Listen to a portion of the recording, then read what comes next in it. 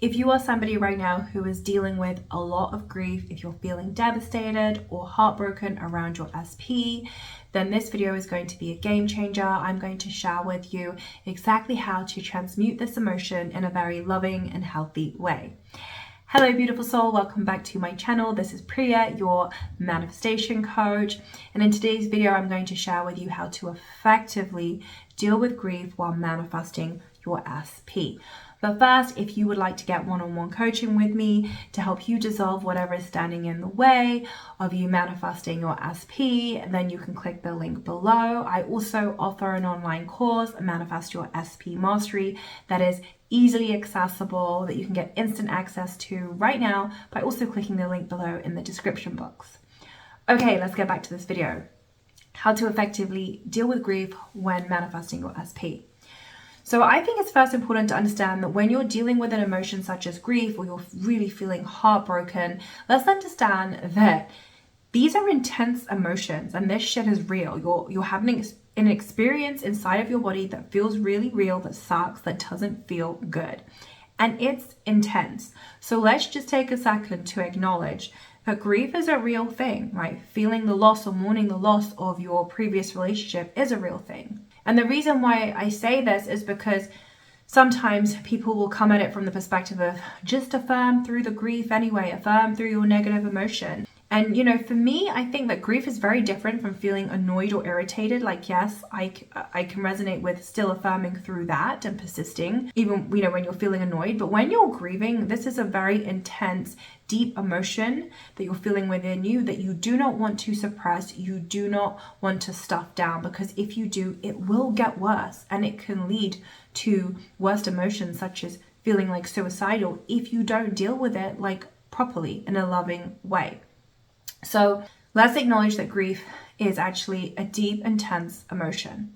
Now, the key to processing grief is really a 3-step process that I used myself when me and my husband temporarily split up for a bit, but then I manifested him back. But, you know, initially when it happened, I was devastated, I was heartbroken, and I dealt with a lot of grief. I mean, I think I grieved for like 2 weeks. And what I'm about to share with you is exactly how I lovingly process that grief, which, you know, allowed me ultimately to manifest back my SP.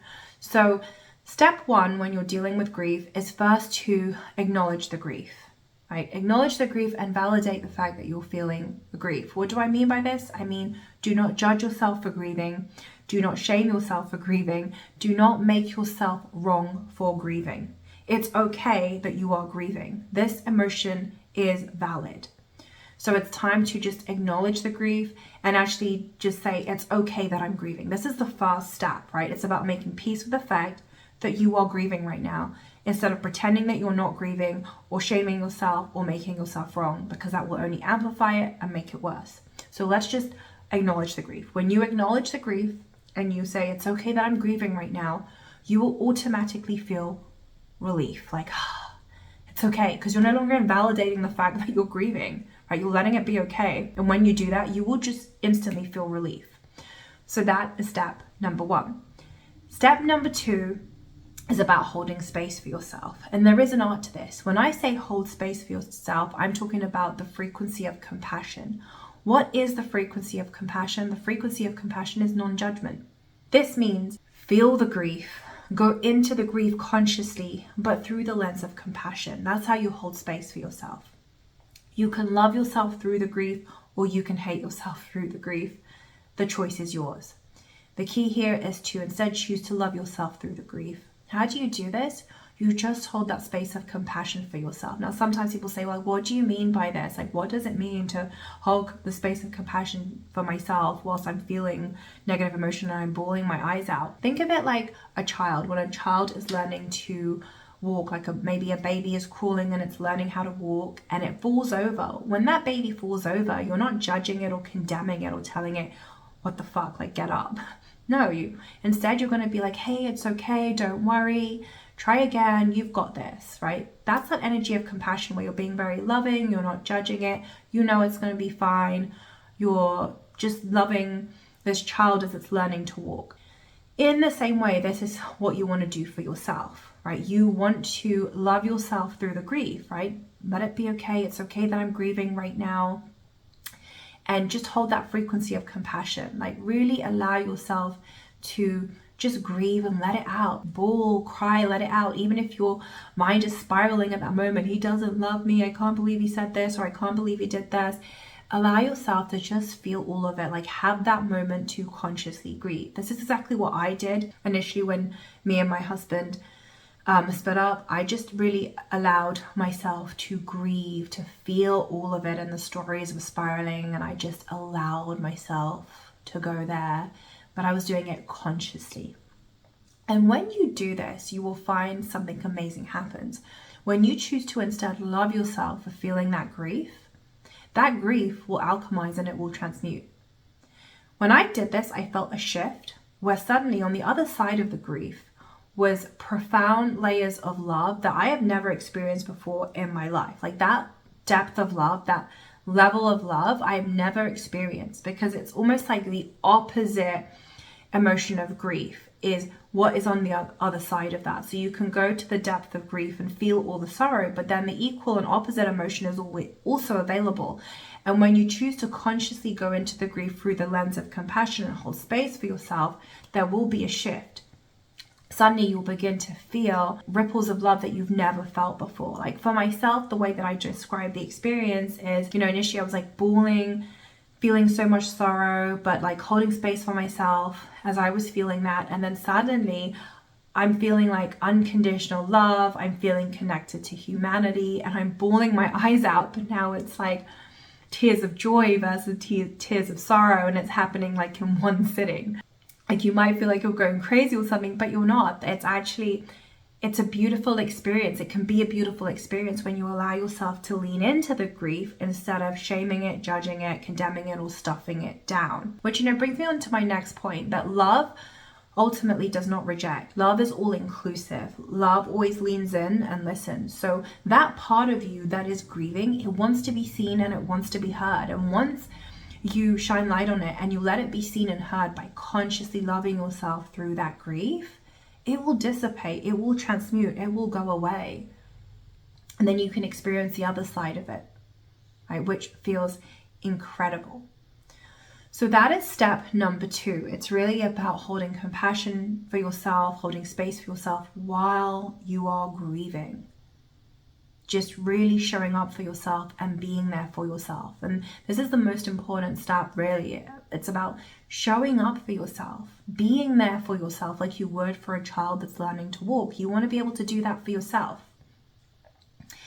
Which then brings me on to step number 3. Step number 3 is now when you begin to change your state and you begin to live in the end. Meaning this is when you go back to living in the end, right?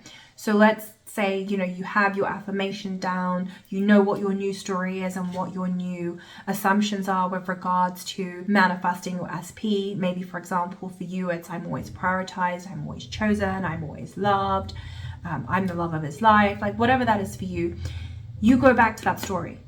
Now, why is this important? Because, once you finish grieving, you don't want to then revert back to your old story and start complaining and bitching and whining about your SP or the circumstances. Once you've finished grieving, you want to revert back to living in the end. That's when you go back to living in the end and thinking from the wish fulfilled and thinking as if you already have your SP. That's when you begin to affirm and go back to your affirmations. That's when you persist, right? It's once you've completed that grieving process.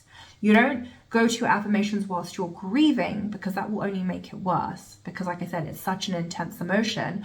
You give yourself that time to grieve. You have that human experience. And once you're complete, you go back to your affirmations. Now, this is so important because there's sort of this fine line here where, yes, go into the grief, acknowledge it and all the things. But then what some people do is after they've experienced the grief, they begin to complain and go back to the old story and begin to bitch and whine about their situation or their SP, which keeps them in victimhood consciousness and which can ultimately lead to more grieving because you're not doing anything to change the state, right?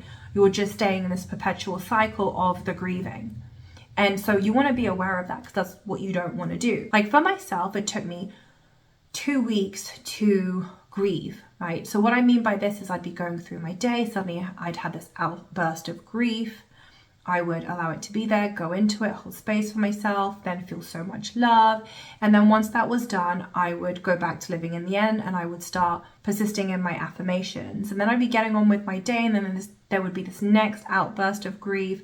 And then I would do the same thing. I would go into it, hold space for myself, love myself through it. Once I completed that session of grief, I would then go back to my affirmations. And this sort of went on for 2 weeks. And then after 2 weeks, I felt like it was complete. Like I had really transmuted all of that grief. Like nothing was left inside my body. It was completely gone. And then I persisted even more in my affirmations. But the key here is that I kept going back to my affirmations after I processed the grief. And, grief might not be like a one-time thing. It might be that it just keeps coming up throughout the day, and that's fine. That's normal. Just give yourself that space to process it. But outside of the realm of, giving your time space to process that grief, what are you doing is my question.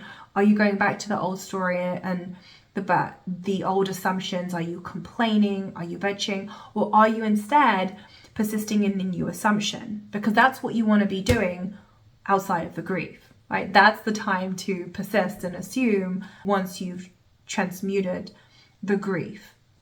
And this is really key here because, like I said, you don't want to, fall in that trap of victimhood consciousness.